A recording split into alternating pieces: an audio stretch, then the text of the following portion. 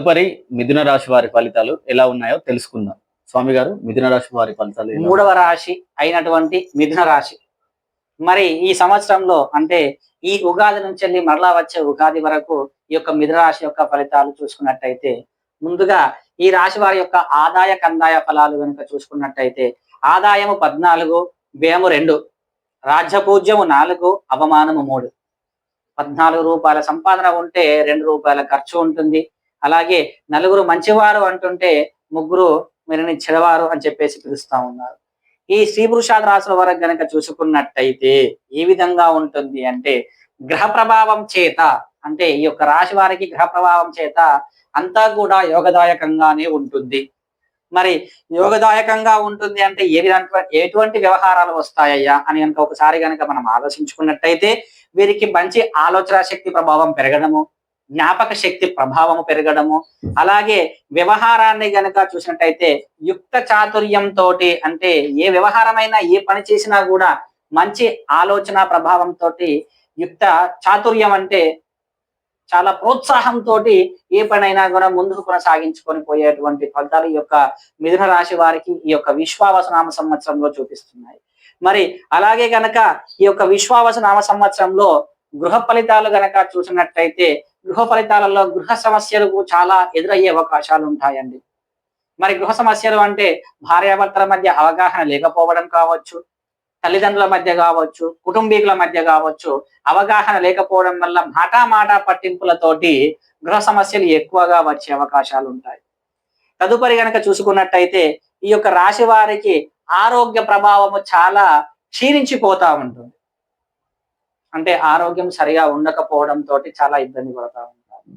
తదుపరి ఉద్యోగ స్థానాలు, అంటే ఈ రాశిలో ఉన్నటువంటి వారు ఏ విధంగా మనకు ఉద్యోగ స్థానాల్లో ఉన్నారయ్యా అంటే, మనకు అన్ని విధాలుగా గనక చూసినట్టయితే ఉద్యోగంలో మనం చేసేటువంటి పనికి తగ్గ గుర్తింపు మాత్రమే ఉంటుంది మనకి. చాలా మంది అనుకుంటారు చేస్తున్నామా వెళ్తున్నామా అనుకుంటున్నారు, కానీ మనం ఎంత పని అయితే చేస్తున్నామో అంత పని మటుకి మాత్రమే మనకు గుర్తింపు వస్తుంది. అలాగే ఈ యొక్క ఉద్యోగంలో గనక ప్రభుత్వ ఉద్యోగాలకు సంబంధించి ఉన్నట్టయితే వారికి మాత్రము నిరాశగానే మిగిలిపోతా ఉంటుంది. ఈ సంవత్సరంలో విశ్వావసనామ సంవత్సరంలో ప్రభుత్వ ఉద్యోగాలకు గనక వెళ్ళాలి అనుకుంటే మరి ఏ విధంగా అంటే, కొత్తగా ఉద్యోగాలకు వెళ్ళేటువంటి వారికి నిరాశ మిగిలిపోతుంది.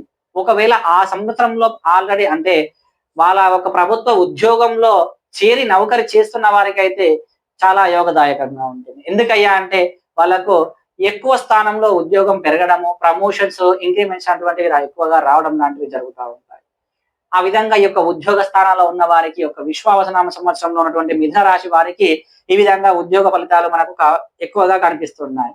ఎవరికైనా కానీ పర్మనెంట్ కాని వారు ఉంటారు. ఉద్యోగము అంటే ఏదైనా ప్రైవేట్ గా చేస్తూ కాంట్రాక్ట్ బేసిక్ పైన చేస్తూ ఉన్నటువంటి వారు ఉంటారు కదండి. అటువంటి వారికి పర్మనెంట్ అయ్యే అవకాశాలు ఎక్కువగా కనిపిస్తున్నాయి మరి మనకి. ఇక తదుపరి గనక చూసుకున్నట్టయితే ఈ యొక్క మిథున రాశి వారికి ఏ విధంగా ఉన్నట్టయిందంటే, మనము వ్యాపారస్తులకు వ్యాపార నిబంధన ప్రకారము వ్యాపారస్తులకు ఏ విధంగా ఉంటుందయ్యా అంటే, ఎక్కువగా అంటే పెద్ద పెద్ద వ్యాపారాలు చేసేవారు వారిని ఏమంటారయ్యా అంటే హోల్సేల్ షాప్స్ అని అంటా ఉంటారు కదండి. అటువంటి వారికి అయితే మాత్రము చాలా యోగదాయకంగా ఉంటుంది. పట్టిందల్లా బంగారముగా ఉంటుంది. ఎందుకు ఉంటుందయ్యా అంటే, ఈ సంవత్సర పంచాంగ శ్రవణం కనుక మనం చూసుకున్నట్టయితే ఎక్కువగా కూడా వ్యాపారంలోనే బుధుడు అధిపతి కావడం వల్ల వ్యాపారాలు ఎక్కువగా మనకు దిగుబడి అనేటువంటిది మిగులుతా ఉంది. వ్యాపారం చేసే వారికి ఎవరికైనా కూడా పెద్ద స్థానాల్లో ఉన్న వారికి మాత్రమే మనకి ఎక్కువగా రాబడి లాంటివి జరుగుతూ ఉంటాయి.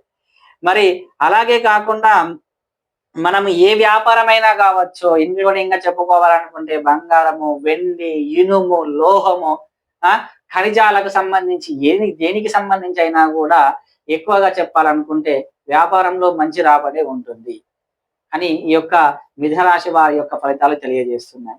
తదుపరిగా కూడా ఈ యొక్క మిథున రాశి వారిలో ఉన్నటువంటి వారికి విద్యార్థులకు ఏ విధంగా ఉన్నాయ్యా అంటే, ఈ విద్యార్థులకు గ్రహచార ప్రకారం చెప్పాలనుకుంటే విద్యాకారకుడు జన్మస్థానంలో సంచారం వల్ల ఆ విద్యను ప్రోత్సహించేటువంటి కారకుడు జన్మస్థానంలో సంచరించడం వల్ల ఏమైతుందయ్యా అంటే జ్ఞాపక శక్తి తరిగిపోతా ఉంటది అన్నమాట.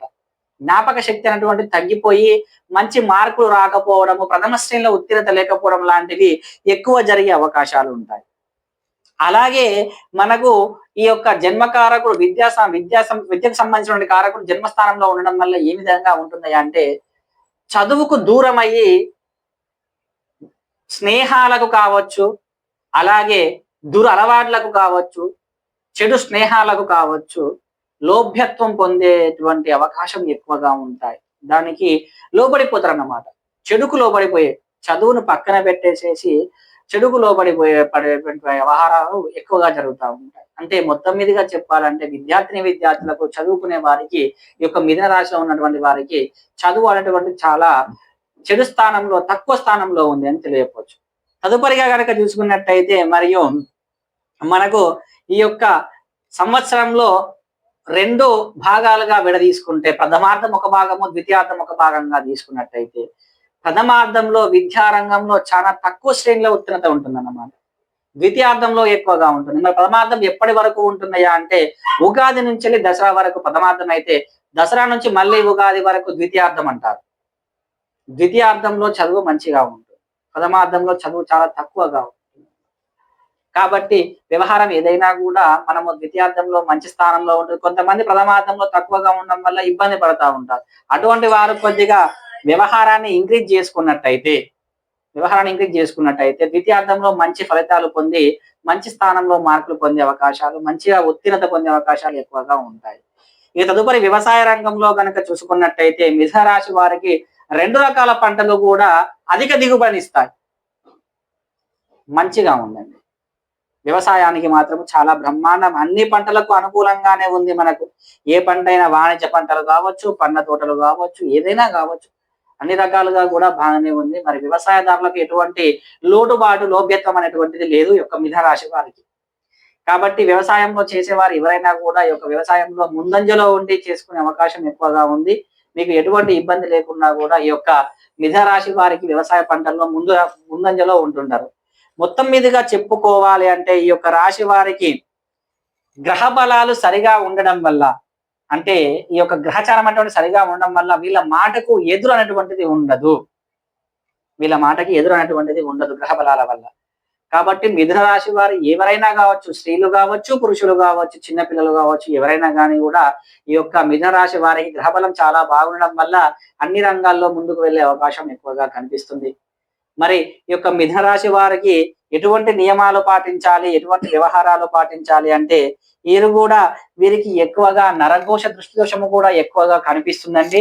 దానికి సంబంధించి మహామృత్యుంజయ జపాలు కావచ్చు, హోమాలు కావచ్చు, దృష్టి హోమాలు కావచ్చు ఎక్కువగా చేయించుకుంటే చాలా యోగదాయకంగా ఉంటుందని చెప్పేసి ఈ యొక్క మిథున రాశి మనకు ఫలితాలను తెలియజేస్తుంది. ధన్యవాదాలు.